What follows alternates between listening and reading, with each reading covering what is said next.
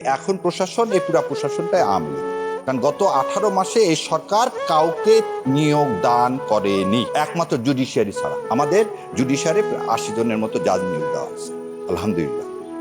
অন্য কোনো জায়গায় আপনি এটা দিলেন না।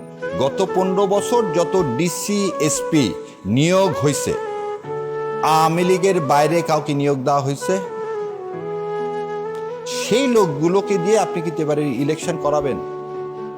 যাদেরকে বলা হয় ডাই হার্ড, ওই পরিবারের মধ্যে একটা জামাত ইসলাম থাকলে তাকে নিয়োগ দেওয়া হয়নি। পরিবারের মধ্যে মামা চাচা খালুও যদি জামাত ইসলামের সমর্থক থাকে, তাকে দেওয়া হয়নি। বিএনপির কোনো নেতা আছে, দেওয়া হয়নি।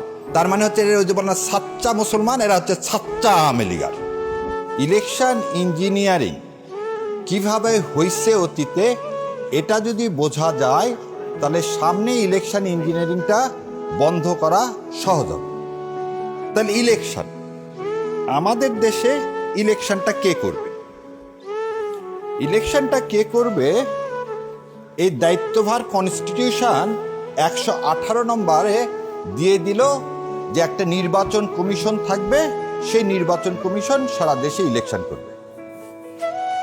এই 118(4) বলতেছে নির্বাচন কমিশন দায়িত্ব পালনের ক্ষেত্রে স্বাধীন থাকিবেন এবং কেবল এই সংবিধান ও আইনের অধীনে থাকিবেন। সংবিধান শেখ হাসিনার, তাহলে নির্বাচন কমিশনার শেখ হাসিনা হয়ে যাবে। এবং হুদারা তাই করছে। 2013 মানে 14 সাল, 18 সাল, 24 সাল। এই সংবিধান বলতেছে তোমাকে নিরপেক্ষ থাকতে হবে।